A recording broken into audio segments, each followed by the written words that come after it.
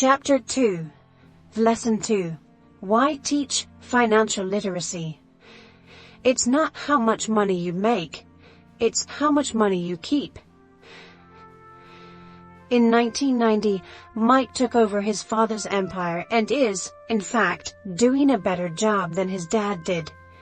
We see each other once or twice a year on the golf course. He and his wife are wealthier than you can imagine. Rich Dad's empire is in great hands, and Mike is now grooming his son to take his place, as his dad had groomed us. In 1994, I retired at the age of 47, and my wife Kim was 37. Retirement does not mean not working. For us, it means that, barring unforeseen cataclysmic changes, we can work or not work, and our wealth grows automatically, staying ahead of inflation. Our assets are large enough to grow by themselves. It's like planting a tree. You water it for years, and then one day it doesn't need you anymore. Its roots are implanted deep enough. Then the tree provides shade for your enjoyment. Mike chose to run the empire, and I chose to retire. Whenever I speak to groups of people, they often ask what I would recommend that they do. How do I get started? Is there a book you would recommend?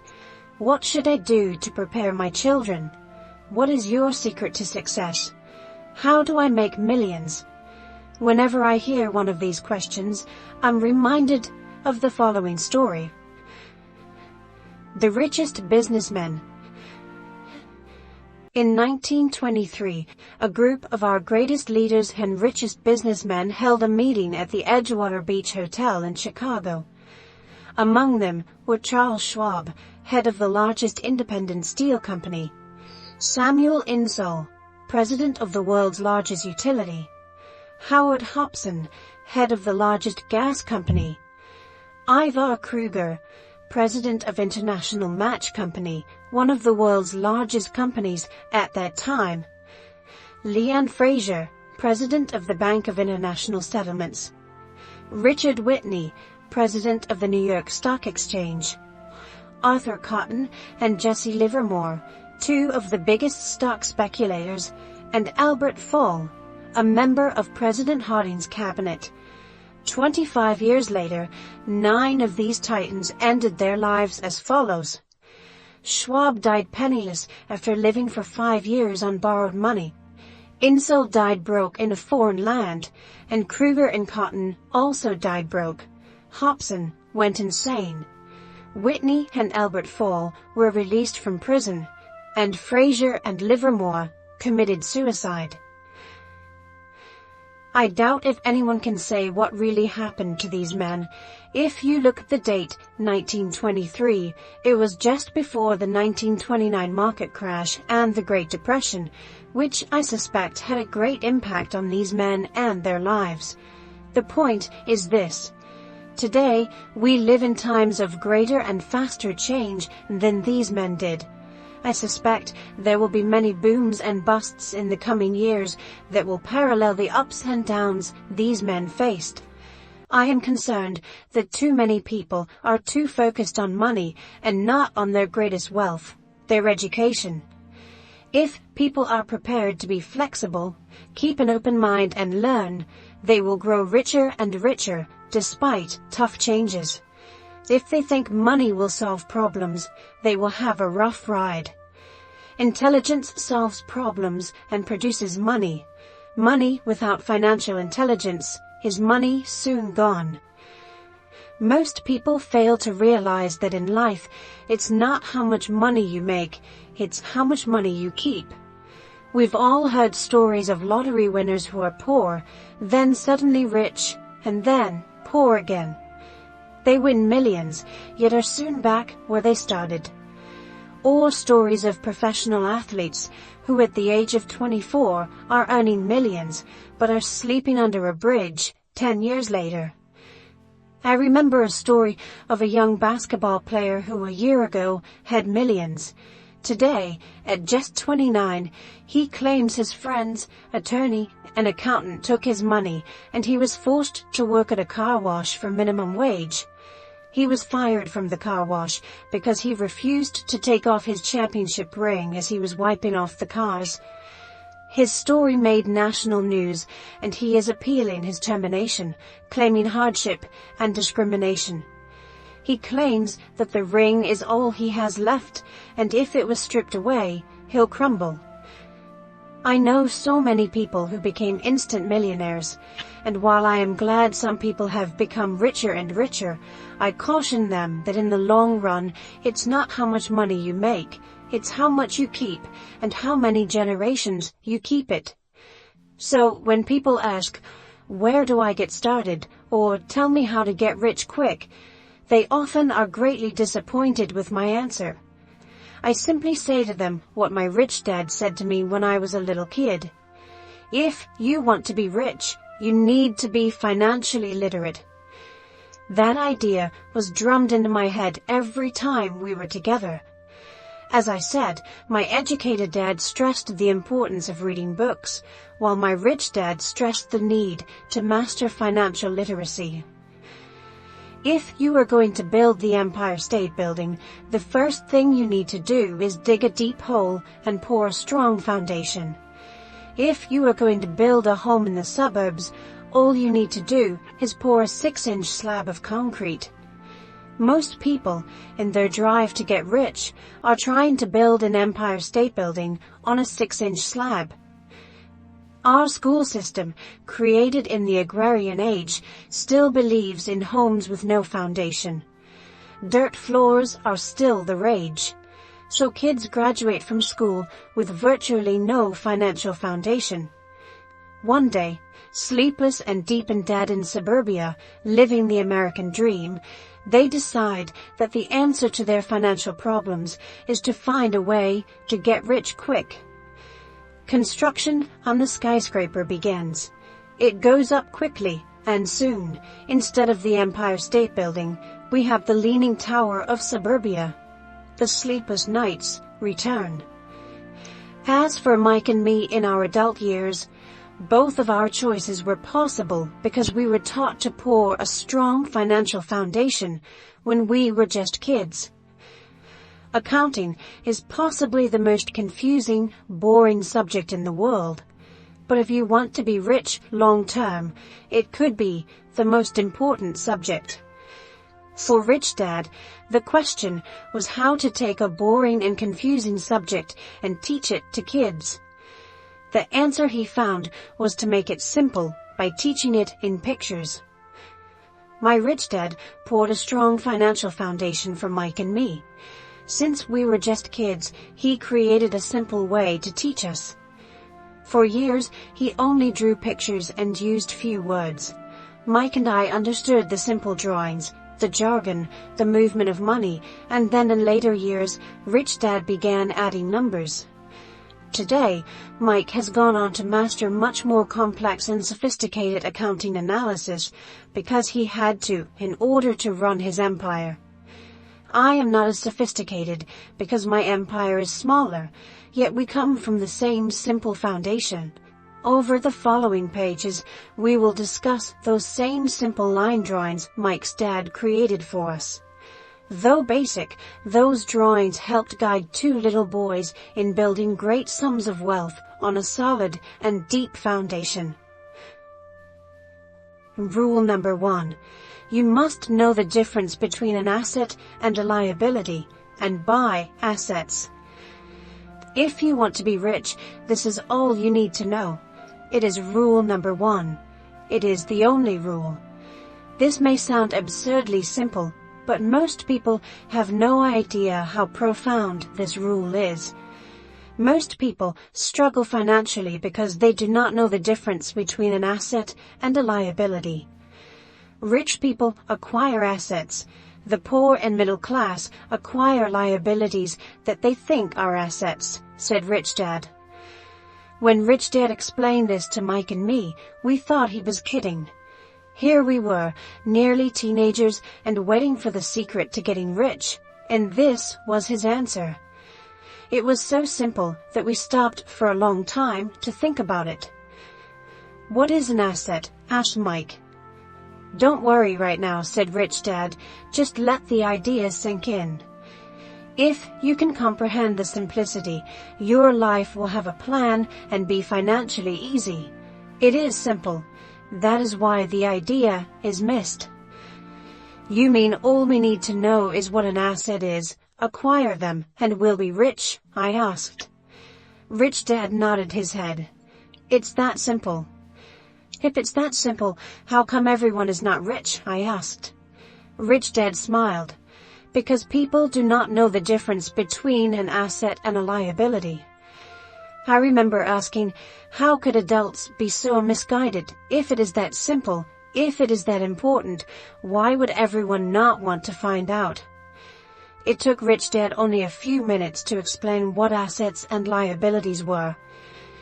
As an adult, I have difficulty explaining it to other adults.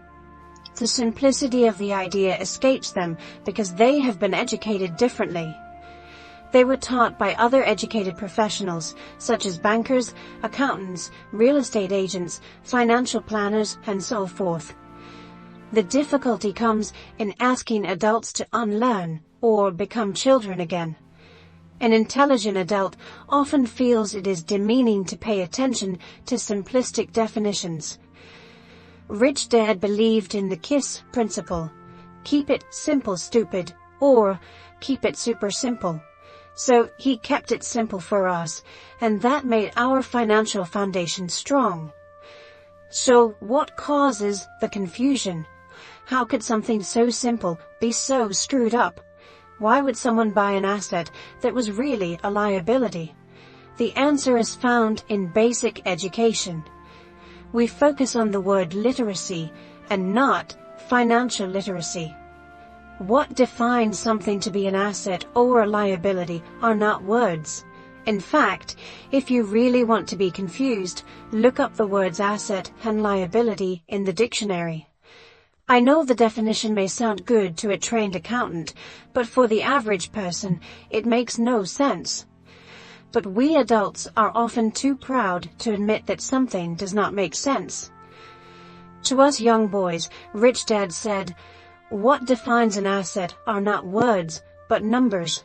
And if you can't read the numbers, you can't tell an asset from a hole in the ground." In accounting, Rich Dad would say, it's not the numbers, but what the numbers are telling you.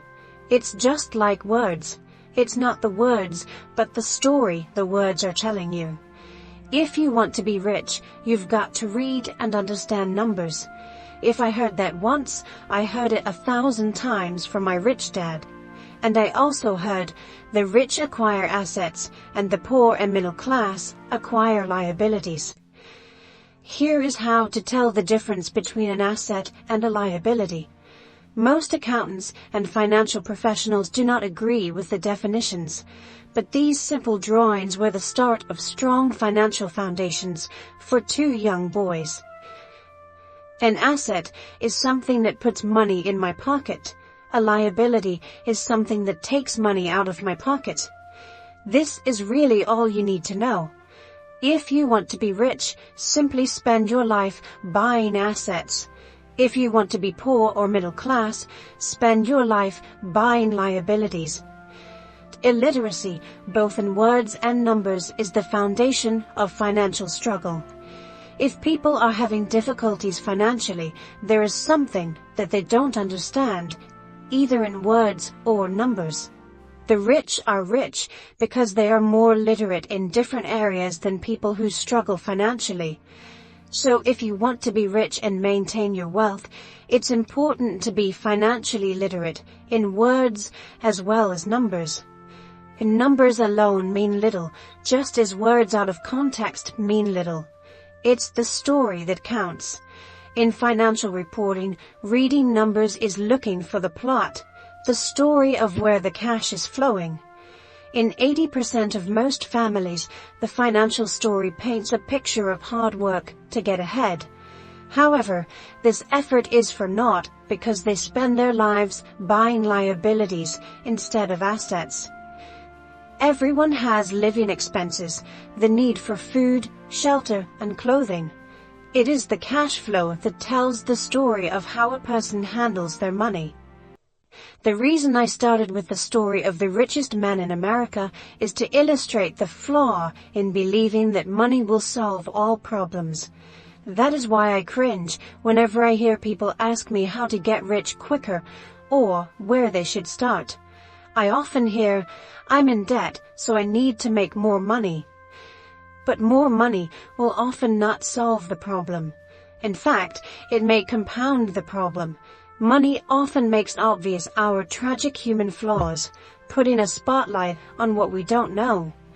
That is why, all too often, a person who comes into a sudden windfall of cash, let's say an inheritance, a pay raise, or lottery winnings, soon returns to the same financial mess, if not worse, than the mess they were in before. Money only accentuates the cash flow pattern running in your head. If your pattern is to spend everything you get, most likely an increase in cash will just result in an increase in spending. Thus the saying, "A fool and his money is one big party." I have said many times that we go to school to gain scholastic and professional skills, both of which are important. We learn to make money with our professional skills. In the 1960s, when I was in high school, if someone did well academically, people assumed this bright student will go on to be a medical doctor because it was the profession with the promise of the greatest financial reward. Today, doctors face financial challenges I wouldn't wish on my worst enemy. Insurance companies taking control of the business, managed healthcare, government intervention, and malpractice suits. Today, kids want to be famous athletes, movie stars, rock stars, beauty queens, or CEOs, because that is where the fame, money, and prestige are. That is the reason it is so hard to motivate kids in school today. They know that professional success is no longer solely linked to academic success, as it once was. Because students leave school without financial skills, millions of educated people pursue their profession successfully, but later find themselves struggling financially. They work harder, but don't get ahead. What is missing from their education is not how to make money, but how to manage money. It's called financial aptitude. What you do with the money once you make it, how to keep people from taking it from you, how to keep it longer, and how to make that money work hard for you. Most people don't understand why they struggle financially because they don't understand cash flow. A person can be highly educated, professionally successful, and financially illiterate. These people often work harder than they need to because they learned how to work hard, but not how to have their money work hard for them. The story of how the quest for a financial dream turns into a financial nightmare. The classic story of hardworking people has set a pattern. Recently married, the happy, highly educated young couple moves into one of their cramped, rented apartments. Immediately, they realize that they are saving money because two can live as cheaply as one. The problem is, the apartment is cramped. They decide to save money to buy their dream home so they can have kids. They now have two incomes and they begin to focus on their careers. Their incomes begin to increase. As their incomes go up, their expenses go up as well. The number one expense for most people is taxes. Many people think it's income tax, but for most Americans, their highest tax is Social Security. As an employee, it appears as if the Social Security tax combined with the Medicare tax rate is roughly 7.5%, but it's really 15% since the employer must match the Social Security amount. In essence, it is money the employer can't pay you. On top of that, you still have to pay income tax on the amount deducted from your wages for Social Security tax. Income you never received because it went directly to Social Security through withholding. Going back to the young couple, as a result of their incomes increasing, they decide to buy the house of their dreams. Once in their house, they have a new tax, called property tax. Then they buy a new car, new furniture, and new appliances to match their new house. All of a sudden, they wake up and their liabilities column is full of mortgage and credit card debt. Their liabilities go up. They're now trapped in the rat race. Pretty soon, a baby comes along and they work harder. The process repeats itself. Higher incomes cause higher taxes, also called bracket creep. A credit card comes in the mail. They use it. It maxes out. A loan company calls and says their greatest asset, their home, has appreciated in value. Because their credit is so good, the company offers a bill consolidation loan and tells them the intelligent thing to do is clear off the high-interest consumer debt by paying off their credit card. And besides, interest on their home is a tax deduction. They go for it and pay off those high-interest credit cards. They breathe a sigh of relief. Their credit cards are paid off. They've now folded their consumer debt into their home mortgage. Their payments go down because they extend their debt over 30 years. It is the smart thing to do. Their neighbor calls to invite them to go shopping. The Memorial Day sale is on. They promise themselves they'll just window shop, but they take a credit card, just in case. I run into this young couple all the time. Their names change, but their financial dilemma is the same. They come to one of my talks to hear what I have to say. They ask me, "Can you tell us how to make more money?" They don't understand that their trouble is really how they choose to spend the money they do have. It is caused by financial illiteracy and not understanding the difference between an asset and a liability. More money seldom solves someone's money problems. Intelligence solves problems. There is a saying a friend of mine says over and over to people in debt. If you find you have dug yourself into a hole, stop digging. As a child, my dad often told us that the Japanese were aware of 3 powers: the power of the sword, the jewel, and the mirror. The sword symbolizes the power of weapons. America has spent trillions of dollars on weapons, and because of this, is a powerful military presence in the world. The jewel symbolizes the power of money. There is some degree of truth to the saying, "Remember the golden rule. He who has the gold makes the rules." The mirror symbolizes the power of self-knowledge. This self-knowledge, according to Japanese legend, was the most treasured of the 3. All too often, the poor and middle class allow the power of money to control them. By simply getting up and working harder, failing to ask themselves if what they do makes sense, they shoot themselves in the foot as they leave for work every morning. By not fully understanding money, the vast majority of people allow its awesome power to control them. If they used the power of the mirror, they would have asked themselves, "Does this make sense?" All too often, instead of trusting their inner wisdom, that genius inside, most people follow the crowd. They do things because everybody else does them. They conform rather than question. Often, they mindlessly repeat what they have been told. Diversify. Your home is an asset. Your home is your biggest investment. You get a tax break for going into greater debt. Get a safe job. Don't make mistakes. Don't take risks. It is said that the fear of public speaking is a fear greater than death for most people.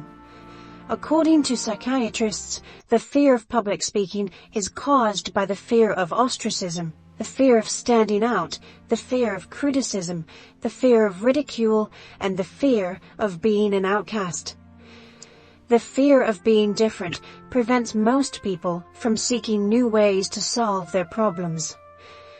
That is why my educated dad said the Japanese valued the power of the mirror the most, for it is only when we look into it that we find truth. Fear is the main reason that people say, play it safe. That goes for anything, be it sports, relationships, careers, or money. It is that same fear, the fear of ostracism, that causes people to conform to, and not question, commonly accepted opinions or popular trends. Your home is an asset. Get a bill consolidation loan and get out of debt. Work harder. It's a promotion. Someday I'll be a vice president. Save money. When I get a raise, I'll buy us a bigger house. Mutual funds are safe. Many financial problems are caused by trying to keep up with the Joneses. Occasionally, we all need to look in the mirror and be true to our inner wisdom rather than our fears. By the time Mike and I were 16 years old, we began to have problems in school. We were not bad kids. We just began to separate from the crowd. We worked for Mike's dad after school and on weekends.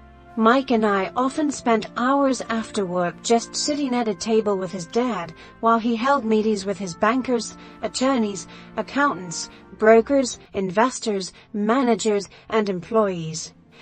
Here was a man who had left school at 13, who was now directing, instructing, ordering, and asking questions of educated people.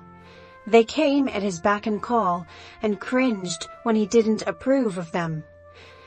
Here was a man who had not gone along with the crowd. He was a man who did his own thinking and detested the words, "We have to do it this way because that's the way everyone else does it." He also hated the word can't. If you wanted him to do something, just say, "I don't think you can do it." Mike and I learned more sitting in on his meetings than we did in all our years of school, college included. Mike's dad was not book smart, but he was financially educated and successful as a result. He told us over and over again, an intelligent person hires people who are more intelligent than he is. So Mike and I had the benefit of spending hours listening to and learning from intelligent people. But because of this, Mike and I couldn't go along with the standard dogma our teachers preached, and that caused problems. Whenever the teacher said, "If you don't get good grades, you won't do well in the real world," Mike and I just raised our eyebrows. When we were told to follow set procedures and not deviate from the rules, we could see how school discouraged creativity. We started to understand why our rich dad told us that schools were designed to produce good employees instead of employers. Occasionally, Mike or I would ask our teachers how what we studied was applicable to the real world, or why we never studied money and how it worked.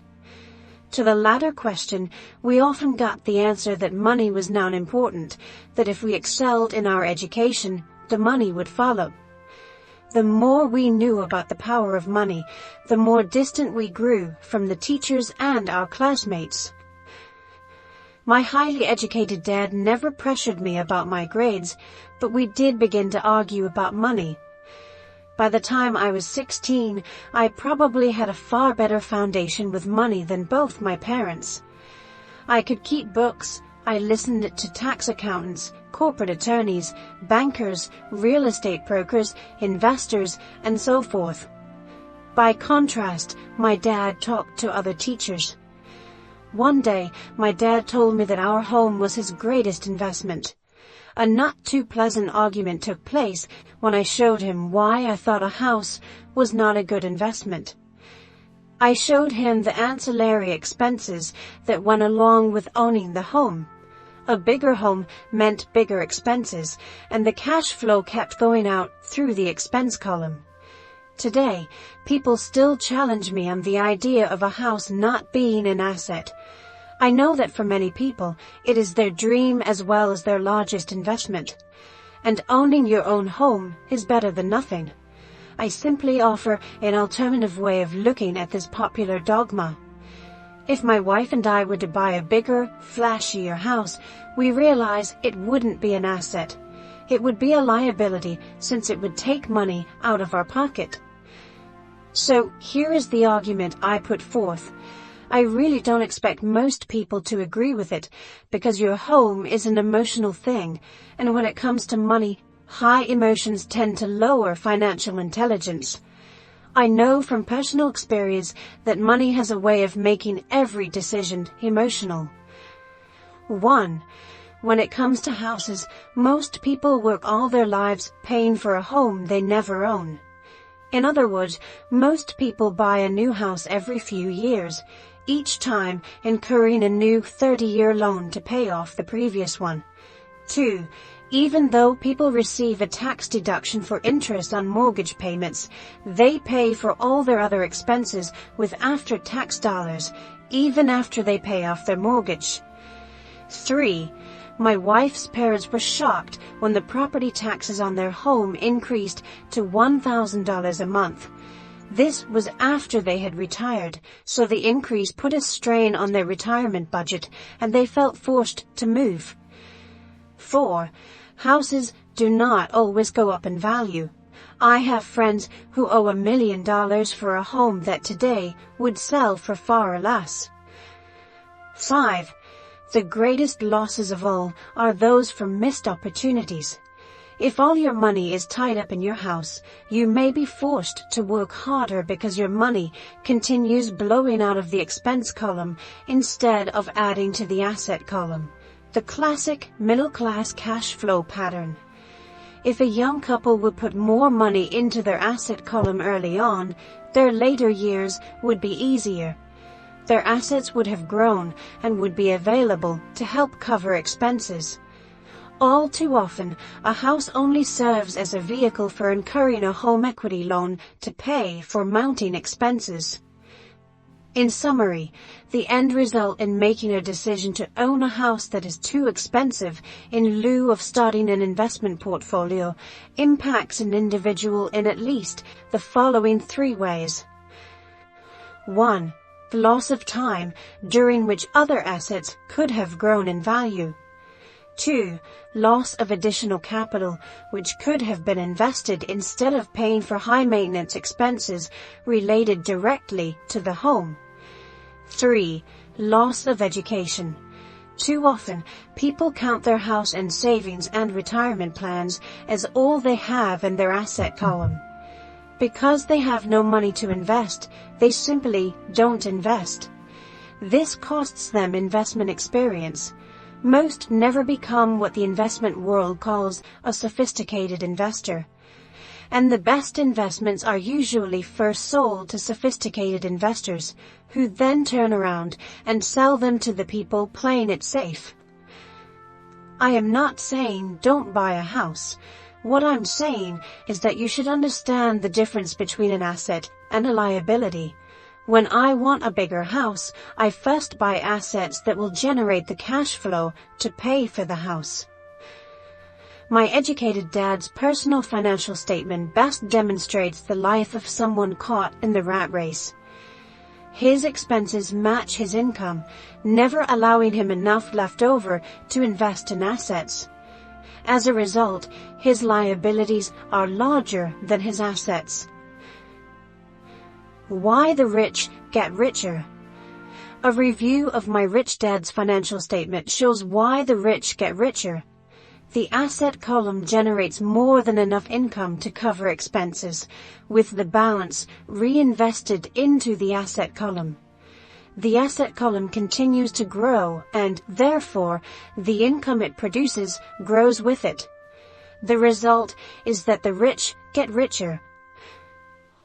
Why the middle class struggle. The middle class finds itself in a constant state of financial struggle. Their primary income is through their salary. As their wages increase, so do their taxes. Their expenses tend to increase in proportion to their salary increase, hence the phrase, the rat race. They treat their home as their primary asset instead of investing in income-producing assets. This pattern of treating your home as an investment and the philosophy that a pay raise means you can buy a larger home or spend more is the foundation of today's debt-ridden society. Increased spending throws families into greater debt and into more financial uncertainty, even though they may be advancing in their jobs and receiving raises on a regular basis. This is high-risk living caused by weak financial education. The massive loss of jobs in recent times proves how shaky the middle class really is financially. Company pension plans are being replaced by 401k plans. Social Security is obviously in trouble and can't be relied upon as a source for retirement. Panic has set in for the middle class. Today, mutual funds are popular because they supposedly represent safety. Average mutual fund buyers are too busy working to pay taxes and mortgages, save for their children's college, and pay off credit cards. They do not have time to study investing, so they rely on the expertise of the manager of a mutual fund. Also, because the mutual fund includes many different types of investments, they feel their money is safer because it is diversified. This educated middle class subscribes to the dogma put out by mutual fund brokers and financial planners. Play it safe, avoid risk.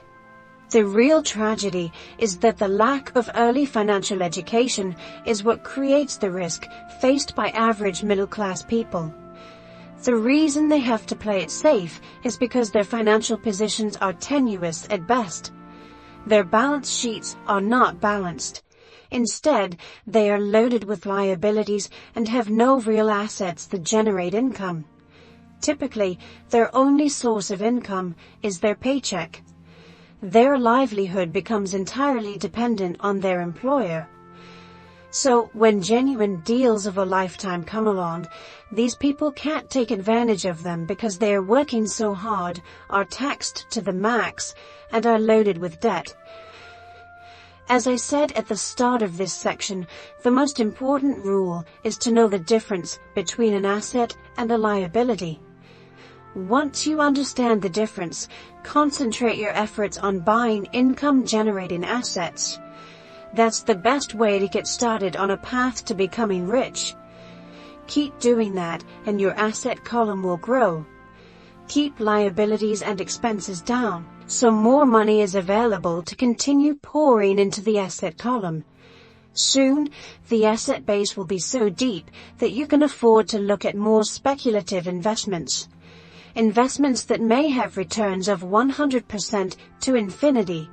$5,000 investments that are soon turned into $1 million or more. Investments that the middle class calls too risky. The investment is not risky for the financially literate. As an employee who is also a homeowner, your working efforts are generally as follows. 1. You work for the company. Employees make their business owner or the shareholders rich, not themselves. Your efforts and success will help provide for the owner's success and retirement. 2. You work for the government. The government takes its share from your paycheck before you even see it. By working harder, you simply increase the amount of taxes taken by the government. Most people work from January to May just for the government. 3.